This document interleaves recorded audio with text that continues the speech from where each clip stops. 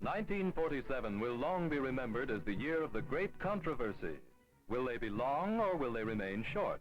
But the style makers win, as usual, with their lengthy arguments in favor of the new look. Across the Dominion, Madame Nature fashions a lengthy garment that is wide and deep. She also presents a formidable bill taken out in disrupted communications and in bogged-down transportation during a record snowstorm. Main railroad lines on the prairies are snowed under for 60 hours before tracks are cleared and trains break through.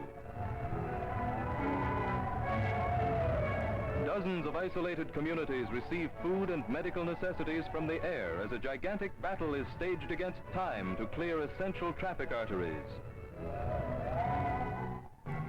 Canada dons the full robes of nationhood.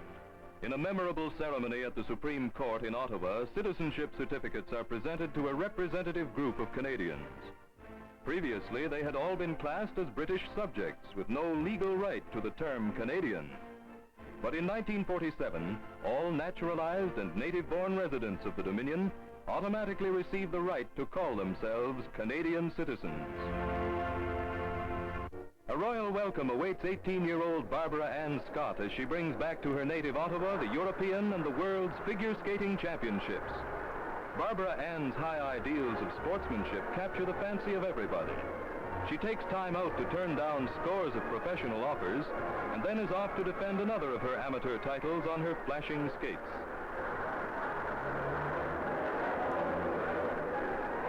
In the auditorium of her native Ottawa, she puts on a brilliant display to retain her North American title, won in 1946.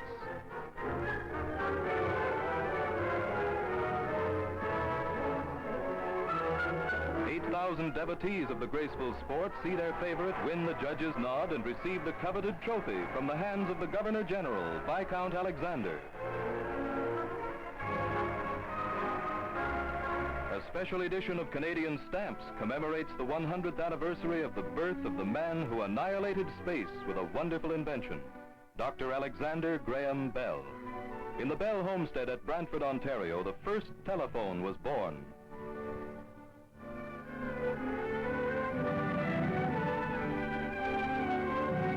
No one dreamed in those days that the crude instrument of the gay 90s would become the mighty network of today, which sends a whisper to the far ends of the globe. The mountainside at Mont Ste-Anne, Quebec, provides the background for the Dominion Ski Championships. Sensations of the meet are the Wurtele twins of Montreal, Rhoda and Rhona. Both in downhill and in slalom, they always let their left foot know what the right is doing. Coveted places on Canada's 1948 Olympic team are an additional spur to contestants in all events.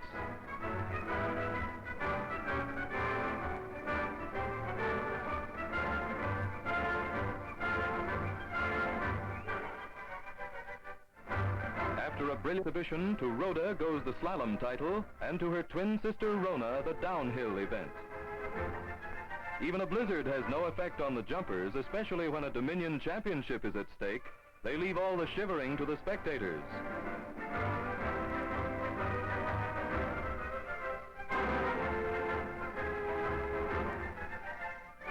Leaping 162 and 164 feet in bad weather, Tom Mobraaten of Vancouver becomes the new jumping champ. Signs of revolt over rising prices are spearheaded by the Dominion small fry. They say candy sellers are sabotaging the sweet tooth, and what this country needs most is a good 5-cent chocolate bar. Across the country, over 100 leaders of the Lollipop Brigade charge that the higher prices are unfair to Canada's candy chewers. So they stage the most unusual strike on record. But the trouble with these walkouts is that there is always somebody who's ready to dip into the piggy bank and let the gang down. The Stanley Cup, symbolic of the World's Hockey Championship, once again is up for competition. Montreal Canadiens and Toronto Maple Leafs battle it out for top place. In the first 25 seconds of play, the Canadiens score a surprise goal.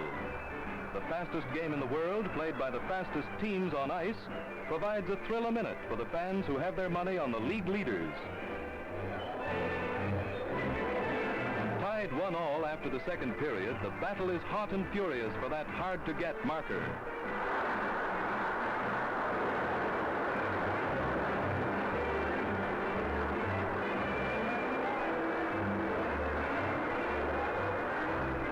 In the closing minutes of the last period, Leafs ring the bell to win 2-1 the coveted World Hockey Championship. The President of the United States pays a state visit to his good friends and neighbors in Canada. President Truman addresses Parliament. We intend to aid those who seek to live at peace with their neighbors, without coercing or being coerced, without intimidating or being intimidated. We intend to uphold those who respect the dignity of the individual, who guarantee to him equal treatment under the law, and who allow him the widest possible liberty to work out his own destiny and achieve success to the limit of his capacity. We count Canada in the forefront of those who share these objectives and ideals. Another centenary is celebrated with all the pomp and religious pageantry of the Roman Catholic Church. Thousands gather in the Marian Congress at the capital to take part in a great ceremony which honors the 100th anniversary of the founding of the Ottawa Diocese. Designed as a spectacle, the Marian Congress features religious plays at the repository, together with midnight and daylight masses. Peoples from many parts of the globe attend the Lansdowne Park function. James Cardinal McGuigan, the papal legate, together with 9 cardinals and 140 archbishops and bishops from 7 countries, pray for everlasting world peace.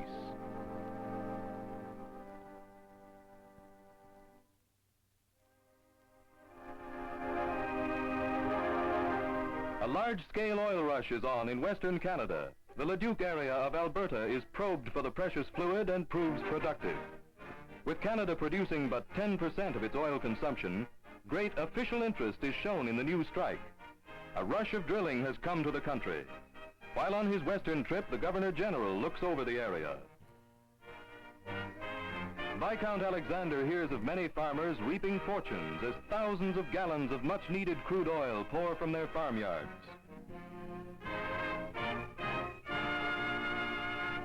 After being used by the armed forces for 6 years, the Canadian National Exhibition prepares to open once again.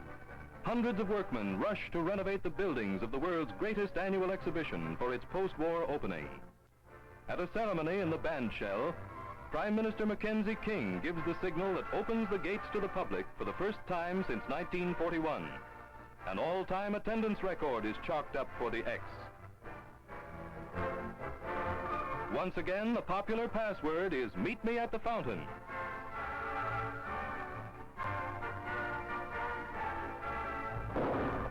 "56 swimmers hit the waters of Lake Ontario to start the 10-mile CNE Marathon Swim. The winner will win $5,000 in addition to the World Swimming Championship for the distance.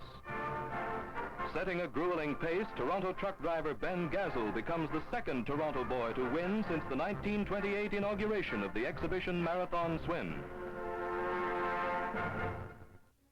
Also in the swim are the DeLoveleys out to win the Miss Canada Beauty Contest, especially as far as the mere males are concerned. Hamilton, Ontario plays host to the contest this year, and this is one time the host gets all the breaks. There is a $2,000 scholarship at stake, as well as a trip to Atlantic City. And they both go to lovely Miss Margaret Marshall of Toronto. Not content with being the most beautiful girl in Canada, Miss Marshall brings home third prize in the Miss America contest in Atlantic City, against heavy competition from girls of every state. Not to be outdone, mere men also display the body beautiful as they stage a muscle-bound contest for Mr. Canada at Montreal. Elected the Canuck Baron of the Biceps is René Léger, and he gets a cup to prove it. In one of the most thrilling gridiron struggles in the long history of the Canadian Rugby Union, Toronto Argonauts meet Winnipeg Blue Bombers for the Canadian Football Championship.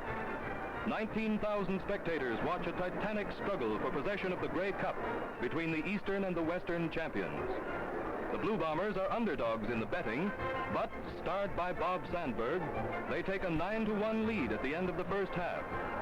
In the second half, Argos put up a desperate bid to win and tie the score. The most disputed play of the year loses Winnipeg possession of the ball in the final minutes of play. Joe Kroll kicks over the Winnipeg goal to win 10-9 the Grey Cup for Toronto Argonauts. Not long before Christmas every year, good St. Nicholas comes to town. He brings with him all his happy people from the land of make-believe. Although his bag of toys is very small for some countries in the world, Canada is close to his North Pole home. He comes to us well laden with good cheer. As the head man of the Christmas season greets his admiring flock, Canadians leave behind the events of 1947 and look forward to the headlines of 1948.